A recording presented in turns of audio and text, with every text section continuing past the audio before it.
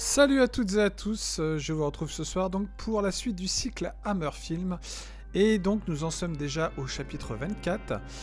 Comme quoi ça passe, mais c'est vrai qu'il y a de quoi dire, il y a de quoi faire avec ce studio, comme je l'ai dit, qui nous a comblé de vraies pépites du fantastique, d'épouvante, de thriller, etc., etc.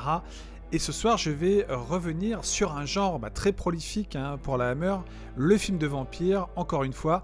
Mais sauf qu'ici, nous sommes au début des années 70, donc 1974.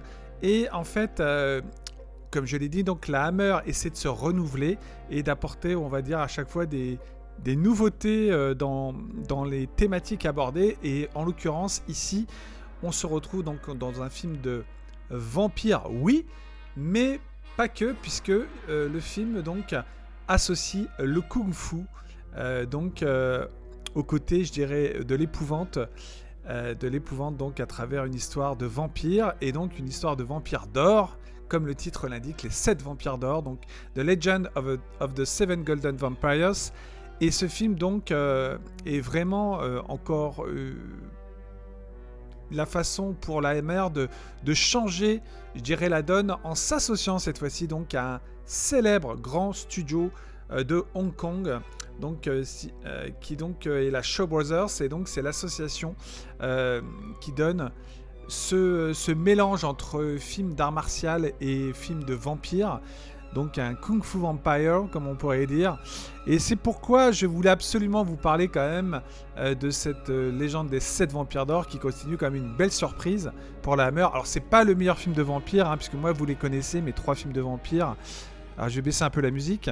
Vous les connaissez, les 3 films de vampire que j'affectionne plus particulièrement. Ce sont donc Le Cauchemar de Dracula, Le Cirque des Vampires et Les Sévices de Dracula.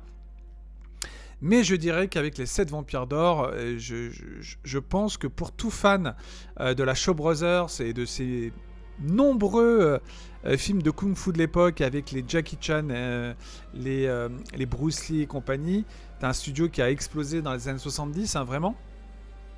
Et donc, comme la Hammer, dans les années 70, ils sont en perte de vitesse au niveau des films qu'ils proposent, puisqu'il y a beaucoup de concurrence dans le fantastique. Eh bien, il propose donc cette fois-ci de s'associer à la Shaw Brothers pour créer un film de vampire, toujours avec Dracula, mais cette fois-ci transposé en Chine, avec le descendant de Van Helsing, puisque je vais vous parler de l'histoire, le descendant de Van Helsing, donc, qui donc se retrouve à aller défendre avec 7 personnes, justement, ou 6 je crois qu'ils sont pas 7 comme les 7 vampires d'or, je crois qu'ils sont 6, donc 7 avec Peter Cushing qu'on retrouve encore ici, bien sûr, dirigé cette fois par Roy Ward Baker, qui a fait des grands films pour la Hammer également, dont un de ses meilleurs c'est Dr. Jekyll and Sister Hyde, comme je l'ai déjà dit précédemment. Et là donc, attendez, je vais vous proposer donc les images du film en même temps, voilà. Donc cette légende des 7 vampires d'or, donc c'est vraiment l'originalité, et c'est pour ça que je tenais à en parler, c'est le fait d'avoir donc associé, je dirais, le film d'arts martiaux avec celui de l'épouvante vampirique. Et les 7 vampires d'or ici sont des vampires chinois. Ah oui, alors ça donne quelque chose d'assez surprenant. Alors, c'est pas un film qui fait peur, évidemment, il n'y a pas de suspense, par contre il y a énormément d'action. Sur 1h30, 1h29 de film, vous avez quand même beaucoup de séquences donc, de kung-fu, enfin de combat, avec entre les vampires et entre donc, ceux qui défendent le village perdu en montagne, que donc Dracula, qui a pris l'apparence du tyran qui vivait dans ce village et qui voulait ressusciter les 7 vampires d'or pour faire régner donc la terreur. Donc au début de l'histoire, donc ce tyran chinois donc va voir Dracula dans son château en Transylvanie pour lui proposer donc une association pour ressusciter les 7 vampires d'or. Sauf que Dracula donc décide de le supprimer, de prendre sa place, son apparence, et donc de se faire passer pour le tyran chinois et de ressusciter ces 7 vampires d'or pour de nouveau semer la terreur dans le village.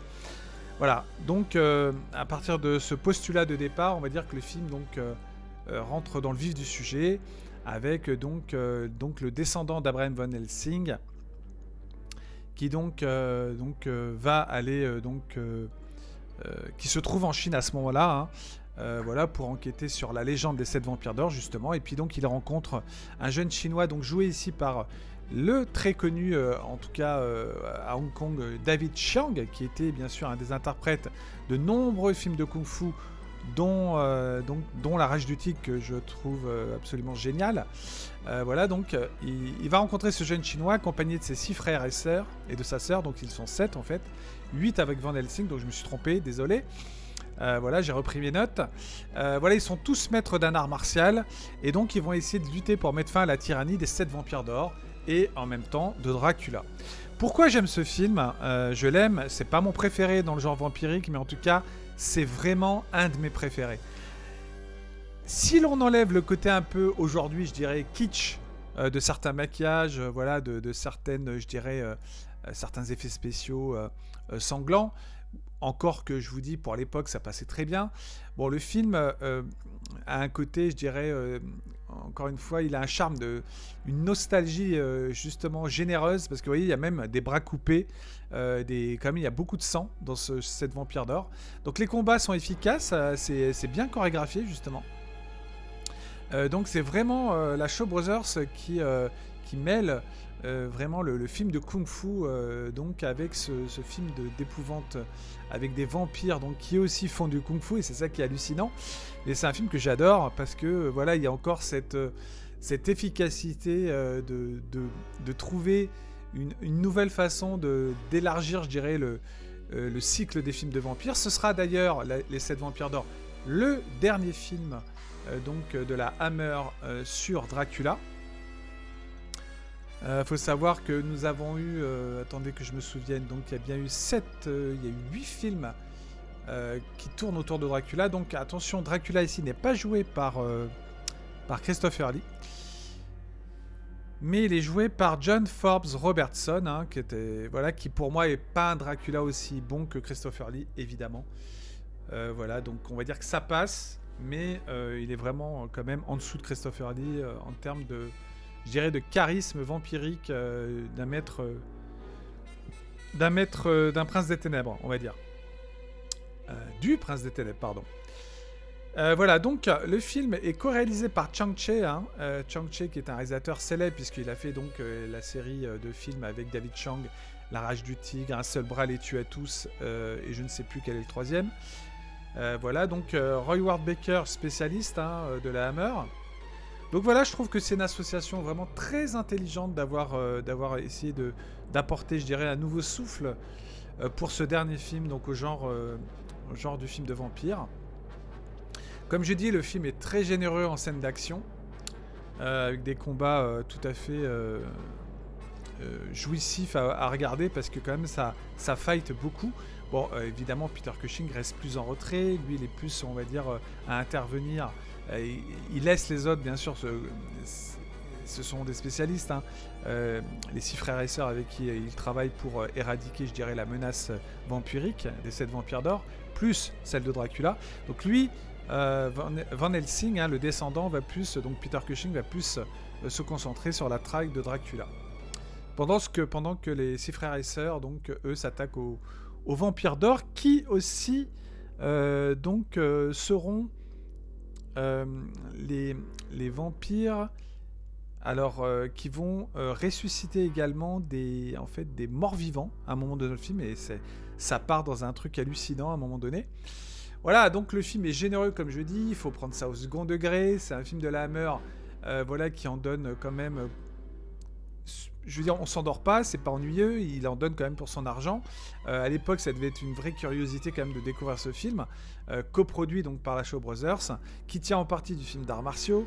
Voilà, la partie vampirique, je dirais que parfois il y a des faiblesses scénaristiques dans la façon de la traiter, mais finalement, et puis à la conclusion, l'affrontement final avec Dracula, qui est, on va dire, pas la meilleure fin que j'ai vue en termes de confrontation finale avec Dracula. Mais ce qu'il y a, c'est que donc on arrive quand même à trouver son compte ici, avec la réalisation de Roy Ward Baker, qui est vraiment très solide. Voilà, parce que c'est un habitué des films horrifico-fantastiques. Donc le film est quand même rythmé, les combats sont spectaculaires, l'interprétation, on va dire, est plutôt bonne. Bien sûr, Cushing, c'est un habitué, c'est quelqu'un qui a une expérience folle. Et puis il faut savoir que dans les années 70, Peter Cushing, qui vient de début des années 70, qui vient de perdre sa femme, justement pour oublier, n'arrêtera pas de tourner. N'arrêtera pas de tourner au début des années 70, parfois entre, je dirais, sur une année, et des fois il pouvait tourner... Non, pardon, sur 2 ans, 3 ans, il pouvait tourner une vingtaine de films. C'est ça qui est fou. Donc il va tourner beaucoup dans les années 70, tout comme dans les années 60, il a beaucoup tourné. Mais disons que voilà, la mort de sa femme l'a beaucoup affecté, et donc il a voulu, disons... oublier ce triste événement pour se concentrer sur ce qu'il savait de mieux, ce qu'il savait faire de mieux, c'est-à-dire jouer donc dans des films, voilà, de la Hammer entre autres, et de Amicus et de bien d'autres, puisqu'il tournera aussi dans un film en France qui s'appelle Le Grand Frisson avec Bernard Ménez. Figurez-vous que Bernard Ménez, je fais une petite anecdote là-dessus, mais ce qui est quand même hallucinant, c'est que Bernard Ménez, donc acteur français, voilà, on va dire, qui était vraiment quelqu'un qui faisait de la comédie dans les 70s surtout, dans les années 70, est un acteur qui a quand même tourné avec 2 des plus grandes stars de la Hammer, quoi. Les 2 plus grandes stars de la Hammer, à savoir Peter Cushing dans Le Grand Frisson et Christopher Lee dans Dracula Père et Fils. Alors donc, chapeau à Bernard Ménez, rien que pour ça, oui, ça m'épate. Voilà. Donc pour La Légende des 7 Vampires d'Or, donc de Roy Ward Baker, ben écoutez, il n'y a pas à chercher midi à 14h. C'est un film qui est plus gore que d'habitude. Il y a aussi toujours ce côté un peu de montrer, je dirais, des poitrines féminines dénudées. Voilà, histoire de pimenter un peu l'histoire. C'est un film qui est donc, comme je dis, tout à fait agréable, à défaut d'être génial. Je dirais qu'en tout cas il fait le taf suffisamment pour que, ben justement, grâce à la Shaw Brothers, on ait le droit quand même à une version totalement différente du film de vampire, puisqu'on y ajoute vraiment les arts martiaux et donc ces combats de kung-fu qui sont réglés donc par un excellent artiste chorégraphe qui a fait bon nombre de films pour Chang-Chi également, Liu Chia Liang, d'après mes notes, voilà. Donc et qui fait que donc on obtient un savant mélange, voilà, donc un savant mélange qui nous réjouit, hein, pour tous les fans ou pas de la Hammer qui découvraient ce film tardivement, même aujourd'hui. Il faut prendre ça plus vraiment, comme je vous dis, au second degré, et le savourer pour ce qu'il était à l'époque, comme un divertissement avec de l'action et une confrontation vampires d'or, donc qui font du kung-fu avec des spécialistes en arts martiaux, et je vous dis que le résultat est vraiment très très cool à voir. Voilà, donc c'est loin d'être un chef-d'œuvre, mais comme je dis, tous ceux qui adorent le cinéma bis devraient vraiment se régaler, d'autant plus qu'il y a des passages très drôles quand même dans l'histoire. Alors ça fait pas du tout peur, hein, bien sûr, on n'est pas dans les films de vampires les plus, je dirais, oppressants de la Hammer, mais ce sont, on va dire, des aventures rocambolesques. Voilà, c'est comme je dis, un film généreux en action, en péripéties, avec du sang, un peu de sensualité, d'érotisme, voilà, donc beaucoup de générosité dans ce film. Et puis c'est tout ce qu'on demande, et Roy Wade Baker, voilà, il remplit le contrat avec cette aventure hors norme, vraiment super exotique, hein, ce film, donc La Légende des 7 Vampires d'Or. Le fait d'avoir aussi déplacé donc l'action en Chine, ça c'était une très très bonne idée, de parler aussi du vampirisme, mais en Chine, à travers cette légende des 7 Vampires d'Or que Dracula va lui-même ressusciter. Donc je trouve ça absolument réjouissant de pouvoir découvrir de telles pépites. Voilà, donc comme je dis, vous passerez sans doute, en tout cas pour les nostalgiques, un bon moment en revoyant ce film. Pour ceux qui ne connaissent pas, qui sont d'une génération beaucoup plus récente, on va dire que peut-être que vous allez trouver ça un peu ridicule pour certains, j'imagine, mais pour d'autres, franchement, pour moi c'est loin d'être ridicule, justement. C'est que ça, quand même, ça fonctionne bien. C'est, comme je dis, c'est un film d'action à la Shaw Brothers, avec le quota de combat nécessaire, un peu de sang, un peu d'érotisme, notamment avec cette blonde là à l'écran. Je m'amuse toujours en voyant ce film. C'est encore une petite pépite de la Hammer horrifique, différente des autres, totalement différente, avec cette association avec le très célèbre Shaw Brothers, qui nous a donné des sacrés films de kung-fu. Hein. Franchement, je vous invite à visiter un peu aussi ce qu'ils ont pu faire. Parce que ça vaut vraiment son pesant de cacahuètes, comme pour ce qu'a fait la Hammer dans les années 60-70, ou plutôt les années 50-60, ça c'est leurs meilleures années. Les années 70, il y a des bonnes choses, mais vraiment la Hammer est en train de s'essouffler. On le sent à travers les films de plus en plus improbables, de plus en plus qui oublient le côté aussi gothique parfois, qui changent un peu vraiment leur façon de voir un peu le cinéma d'épouvante. Mais voilà, donc moi je trouve que ce film, même si on va dire que ça peut paraître un peu kitsch, en tout cas il y a toujours ce charme suranné de l'époque de donner au spectateur ce qu'il est venu chercher, du divertissement, et c'est tout à fait le cas avec ces 7 vampires d'or. Donc je vous invite vraiment, si vous ne le connaissez pas, à découvrir. Il existe donc en Blu-ray, il me semble, oui j'avais vu donc une version Blu-ray et en DVD bien sûr. Voilà, donc tentez l'aventure parce que franchement ça vaut le coup d'œil. Et puis surtout, encore une fois, toujours des belles actrices, des acteurs bien dirigés quand même. Roy Ward Baker est quand même quelqu'un de très talentueux là-dessus, au niveau de la direction d'acteur, de sa mise en scène aussi, parce que la mise en scène est très réussie, je trouve. Vraiment, le montage, etc., c'est vraiment dynamique comme film. C'est pour ça que je dis, c'est pas mou. Voilà, c'est pas un film où on s'endort. Le film dure 1h29, donc c'est assez... voilà, c'est pas un film très long. Donc voilà, ça remplit vraiment... ça remplit le contrat de façon, comme je dis, efficace, un minimum pour que cette histoire, on y adhère, voilà, pour passer un bon moment de cinéma bis. Voilà. Ni plus, ni moins. Et puis surtout, attendez, j'ai oublié bien sûr de dire que le film vaut le coup d'œil, évidemment, parce que, en particulier, vous avez quand même Peter Cushing, qui est un des plus grands acteurs, si ce n'est le plus grand, bien sûr, avec Christopher Lee, faut pas l'oublier, donc de la Hammer. Voilà, et puis surtout, le plaisir de retrouver David Chiang, David Chiang, donc, qui a tourné dans beaucoup de films donc, de la Shaw Brothers, beaucoup de films de Kung Fu, évidemment. Voilà, merci à tous de m'avoir écouté, encore une fois, et on se retrouve donc pour la suite du cycle Hammer dès demain. Retro Movies continue également.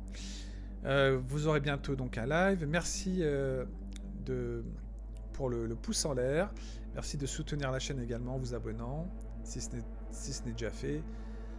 Voilà, donc n'hésitez pas à cocher la cloche quand il y a des lives. Et donc à consulter les vidéos, parce que les vidéos que j'ai postées, il y en a beaucoup, donc si vraiment vous intéressez au cinéma à l'ancienne, entre les années, on va dire 60 à 90, en particulier, parfois au-delà, mais c'est plus rare, n'hésitez pas donc à regarder ces vidéos, qui peut-être vous feront découvrir des films auxquels vous n'auriez jamais pensé. Et c'est ça aussi le but, voilà. C'est de vous intéresser donc à un autre type de cinéma, à travers aussi le cinéma bis, comme l'a fait, je dirais, comme l'ont fait les films de la Hammer, bien qu'il y a des films qui sont pour moi plus que du bis quand même. Toute la période de années 60, c'est vraiment des films, moi je dirais, qui sont au-delà du bis. On va dire que c'est vraiment le bis, la Hammer, c'est plutôt les années 70. Voilà, ça bascule vraiment... dans les années 70, plus vers le bis, le cinéma bis, avec peu de moyens, quand même, mais beaucoup d'inventivité, comme toujours avec la Hammer. Et c'est ce qui fait donc leur marque de fabrique, et voilà, c'est génial. N'hésitez pas également, j'ai laissé un documentaire donc, qui n'est pas en super qualité, mais c'est normal, c'est un vieil enregistrement.